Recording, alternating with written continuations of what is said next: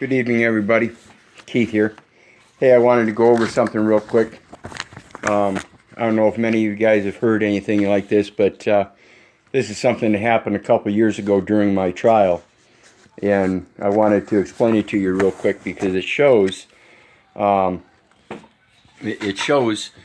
what scares these people and the lengths they go to when you do this kind of stuff. And this is in regards to not necessarily the UCC1 or anything like that, but directly tied to the bonds that they run in these courts, where they're pooling them and then securitizing them and selling them on the market. The income that's derived from that is called, or the dividends derived from that is called income and is taxable. The thing is that the person that the names or the bonds are drawn up in is the one that's supposed to report the taxes. Now, if those dividends come back and nobody collects on them, nobody claims them, then they go in, they get listed as abandoned funds. Now, once they sit there for a certain period of time as abandoned funds, then the state can turn around and make a claim on those funds. Actually, anybody can. And what happens is they don't tell you that they're running bonds in your name through these court cases. It's all contract, it's all commercial, it's all fraud. And this is what they're doing. And so when those dividends come in, there's supposed to be a tax report on those unless they go abandoned. And so they don't tell anybody that there's any dividends out there so that they specifically do go abandoned. And then they can place them, once the state claims them, they get put in the retirement accounts, the IPERS accounts and stuff like that for public employees, public servants. And that's how they get paid so well. So anyway, this is a protection order that the county prosecutor that I had on my case put out on me, because I filed a particular document, and we'll discuss that here. But you can see, and I've got it labeled Exhibit BA for my claim when I get ready to file that. And it says e-file December 2nd, 2016 at 11:10 a.m. in the Black Hawk County Clerk of District Courts. Then it says in Iowa District Court for Black Hawk County. And you'll see that's all capital letters. State of Iowa, all capital letters, and then it says plaintiff, and notice that it says plaintiff, but that actually means fictional plaintiff, and then versus, and then Keith Orland Little, defendant, and that's actually a fictional defendant. You can see clearly by this style of language, this is known as capitis diminutio, where they capitalized everything, making it a title. That is the title of an estate. Okay, and then we have the case number, and this is the case number that they charged me with possession, 6th offense. And it says here, the motion for order of protection filed by the state is sustained. The defendant shall have no contact of any nature, including in person, or written, or telephonic, or electronic, with any member or employee of the Black Hawk County Attorney's Office. Dependency of this case, unless he is in a judicial proceeding with a judicial officer present. Now remember, when they say judicial officer in this manner, remember this is all caps. They're talking a commercial judicial officer, not an executive judicial officer. The Black Hawk County Sheriff shall immediately serve the defendant with a copy of this order. And there you see it says copies to M. Wagner and Sheriff. And of course, my copy was handed directly to me in court. Now, this is what she filed. And again, you see it says in all capital letters, bold letters this time. And you see there, this is Exhibit BB, e-filed December 2nd, 9:20 a.m., 2016. So it took them less than 2 hours to come back with this. Clerk of District Court in the Iowa District Court of Iowa, in and for Black Hawk County. Remember the other one? This one says in the Iowa District for Black Hawk County, whereas this one says in the District Court of Iowa in and for Black Hawk County. So there's a difference in language there. And again, like I said, this one's bold. And this one is just regular script.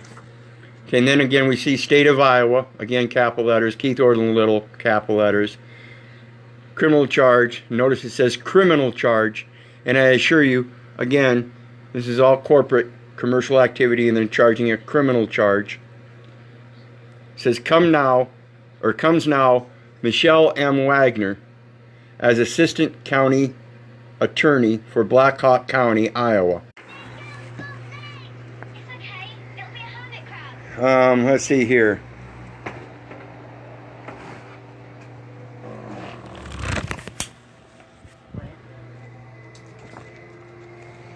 Okay, let's try to get this again. Let's see. Black Hawk County, Iowa. And in the name and by the authority of the state of Iowa, hereby moves for an order of protection in the above captioned case and states, the above matter is set for a pretrial conference on December 5th, 2016 at 3 p.m. and a trial in District Court, or excuse me, District Associate Court on December 6, 2016 at 9 a.m. for the charge of possession of marijuana third. And real quick here, I'll note, a lot of your states, when you get past that third thing, if it's like a simple misdemeanor, or aggravated misdemeanor, something like that, that's not a felony, they're just going to keep it as a third. So you get your fourth, fifth, and sixth, but they always list it as a third. Just the way it works. Shows you that there's not really any real enforcement of law. And then it says, the Assistant County Attorney on December 2nd, 2016 received certified mail delivered to the Black Hawk County Attorney's Office from the above-mentioned defendant. That fictional defendant cannot possibly send anything. The certified mail contained Form 3949A, an information referral to the Internal Revenue Service stating the prosecutor has violated income tax law with a box checked for public political corruption. Right there is a lie. The certified mail contained Form 3949A, an information referral to the Internal Revenue Service stating the prosecutor has income tax law with a box checked for public political corruption. And when we look at this document, I'll show you that is a lie. That's perjury. The certified mail also contained Form 1099A for acquisition of abandonment of secured property, filled out with the defendant as the lender and the Assistant County Attorney or the borrower. The forms in the certified mail have been referred to law enforcement at the Black Hawk by the defendant for purposes of discovery, pretrial, trial, or any matter about this case unless ordered by and in the presence of the court. That's usually a requirement. You have the right to confront your accuser. Wherefore the state respectfully requests that its motion for order of protection be granted. Respectfully submitted, Black Hawk County Attorney. And notice that is that a signal, insignia or symbol for Esquire? I don't know. Michelle M. Wagner. Michelle M. Wagner, ATC 070011. Assistant Black Hawk County Attorney. And I'm wondering if that's not her bar number. So then when we look at the next page, this is the 3949A she was talking, or this is the 1099A she was talking about. And you can see there,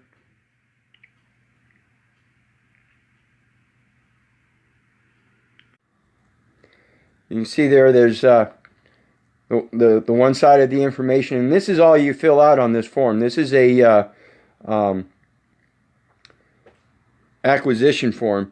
It's the 1099A. You see right there it says 1099A. Acquisition or abandonment of secured property. And up here it says lender's name, borrower's name, the date, credit used for court. And like I said, that's all you put on that form. Everything else is blank.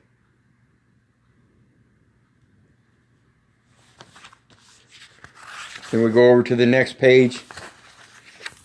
And here's an informational page from the IRS, instructions for Form 3949A, information referral. And it gives you some cautions and stuff. And you can look this up online. You can get both of these online. PDF file. Just Google Form 3949A PDF. And then here's another page of it.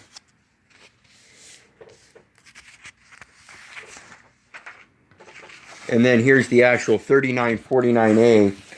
And you'll see April of 2016, e-filed. And that's her e-file date of the 2nd of December or whenever. And you see right there, name of individual, Michelle Wagner, Black Hawk County Assistant District Attorney. Is technically your chief financial officer of your local district courts. Your chief clerk of court in every court, every municipal court, is the chief financial officer of that district or that municipal court. And then when you get to the county, it's the same thing with the county. Same thing with the state.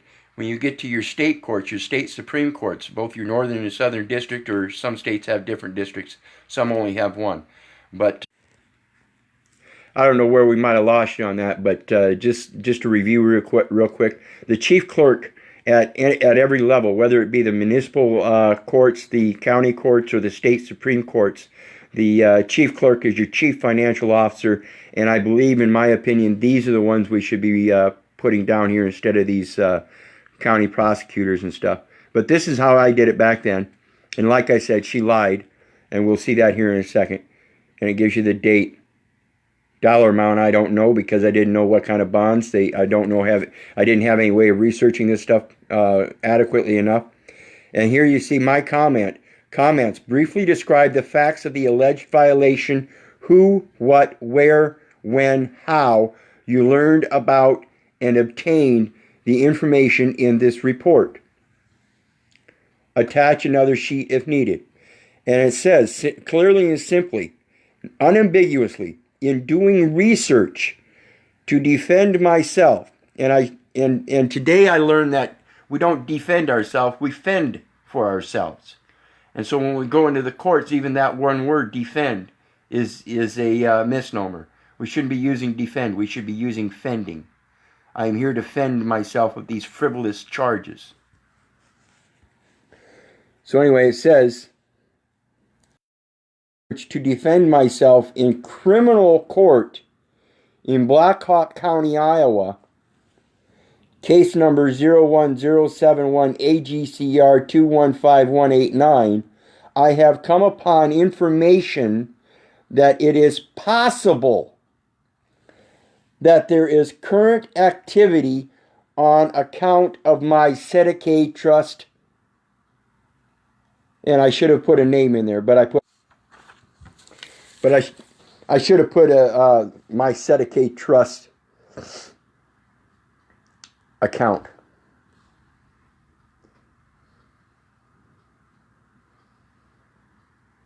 Anyway, and then you see down at the bottom it says section information about yourself. Yourself is particular. And my grammar here is wrong, but again, like I said, this is back when I was still trying to learn this stuff. You'll see I used their actual address, federal zone, care of P.O. Box, but I had Iowa with the federal zone zip thing there. And then, of course, there's an attached sheet, instructions for borrower. So anyway, this is what happens when we file these financial documents on them. They get very scared.